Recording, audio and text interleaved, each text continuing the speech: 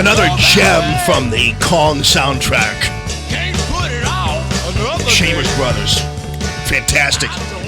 But Martha MacCallum, our hero, has been waiting for a while here, so I want to make sure I get to Martha MacCallum, anchor of the first 100 days, of course, 6 to 7 our time right there on Fox, and I have been an avid watcher. Martha MacCallum, you're doing a fantastic job. I loved you in the early times, but I like you in the primer time too, and you've done a fantastic job. And locally here, because we have been transfixed with the Ferguson issue, and then, of course, reared its ugly head again, I got to tell you, you handled this goofball director just unbelievably. Good for you. Thank you. Good morning, Jamie. It's always great to talk to you. And, busy times on day 57 of the first 100 today. No doubt about it. Can I ask you, people have, by the way, by now seen the clip of you with this Jason Pollock guy and him blowing up. And, boy, you were did you know all this was coming? Because, first of all, did you know that he was going to dig up all of these fake facts, and then because you had everything at your fingertips. I mean, you were so prepared for this guy. It was fantastic. We'd obviously looked a lot at the video, and I had seen a couple of interviews that he had done earlier that day. And, when we went to him in the tease before we went to the break prior to the interview, he was rolling his eyes, and, I knew he was a loose cannon. And he just didn't have his facts in line, and that's the bottom line. I mean, this is obviously a very emotional issue, and no one in the country feels it more deeply than people in your state do. But there's the fact is, as I said with him, it doesn't matter whether Michael Brown was doing his homework that night, or whether he was robbing, or whether he was trading for marijuana in that convenience store. What matters is what transpired out on the road after that. And you've had 40 FBI agents look into it. You had 3 forensic examinations after the fact, and a Justice Department that made it clear, I think, that they felt that charges should be brought against the officer. And all of those investigations came up with the same conclusion, and that was that no charges would be brought. That's not something that I can be. You can't be emotional about that when you're looking at it from a journalistic perspective. That those are the facts as we know them. I also really felt that he was taking advantage of the family, and that's why we did not want Mr. Brown to come on with him, because I had seen Mr. Brown on with him in an earlier interview, and I thought he was very patronizing towards Mr. Brown, who's a dignified man and who doesn't deserve that. I've interviewed Mr. Brown before, and he's one of the nicest guys on the planet, and you're right. But boy, I'll tell you, you were. And I know you're a pro, so it's not like it was surprising to me, but boy, you were so steady, and it's hard when you're dealing with a guy like that not to raise your voice or get emotional, but maybe that's why you're Martha MacCallum and you're anchoring the first 100 days. I think if we had both lost it wouldn't have been pretty, and I just try to stay focused on what the story's about, and he has his own agenda. He wants to be the next Michael Moore, and I'm sure in his own way, he thinks it works for him to behave like that, but that's not what we're about. Right. Well, so now coming up, you've got the first 100 Days Town Hall event on the 22nd there in beautiful Southern Pines, North Carolina.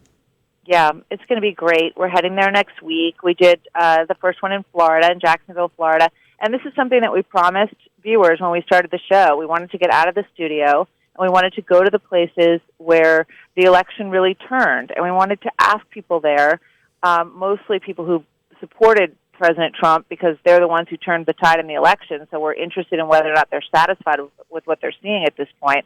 But also people who voted against him, and get their take on how they think it's going. Obviously, in North Carolina, defense is a big part of the economic engine. So we're going to be speaking with some military folks there, and other people as well, to take the temperature of how they feel. What's it like working at? I know you've actually been through all different formulations of network news. I mean, you were contributed to the news with Brian Williams, the Today Show, everything else. Yep. Do you see a difference between what you're doing? I mean, now in terms of the Fox News environment as opposed to the more mainstream? Because, I mean, you guys are mainstream. I'm not saying you're different because you're steady and you're balanced and everything else. But is it a different environment for you? I've been there a long time now, so it's kind of hard for me to say. But looking back, when I worked for CNBC and NBC, I was covering business news. Right. I worked on the floor of the New York Stock Exchange. I was much more focused on the market and economics, which was my journalism background. So it's a different thing. I didn't cover politics at NBC, but I do, we looked at the Rachel Maddow story the other night, just for example, and I just think that, there's a lot of agenda-driven work going on out there. Right. And I think that viewers are smart. I think news consumers get it. And we really do try. And, we have our folks who are very strong opinion-oriented in the evening as well. Sean Hannity and all those guys do a great job. Tucker does a great job. But we think it's an important part of our evening lineup to provide people with something that's as even-handed as possible. But, sometimes that means showing, perhaps more of the side that indicates that there's something else going on in the Trump administration except the shiny objects every day. I mean, That's one thing that we talk about a lot in our meetings in the morning is, what really matters to people that's happening today, right? So yesterday, I wanted to lead with the budget story because I think ultimately that's what really matters. And then, you get to the wiretapping, you get to the Rachel Maddow story. But the things that affect people's lives are the things that I think we need to really be clear that we're covering in depth. Right. And it was a great show last night. I loved your your also media review of the response to the President Trump speeches, especially the one in Nashville.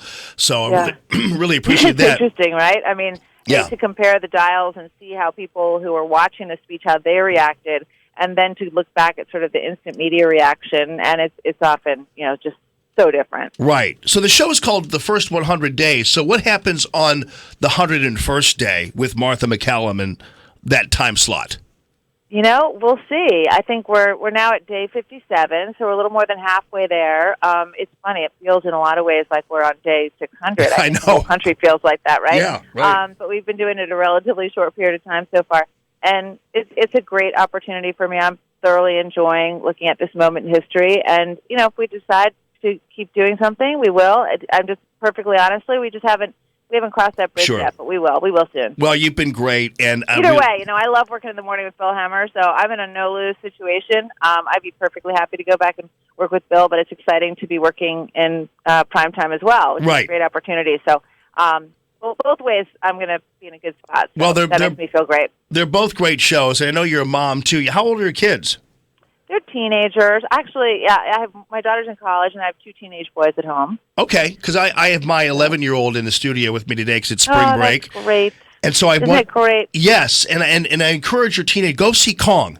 It's a good movie. Don't listen to the people who say it's a bad movie.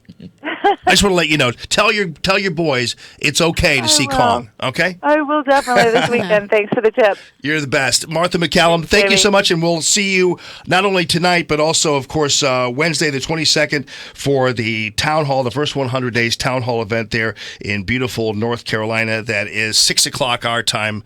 And thank you so much, Martha MacCallum. Thanks, Jamie. Have a great day. You too. Great talking to you. At Martha MacCallum. Isn't she?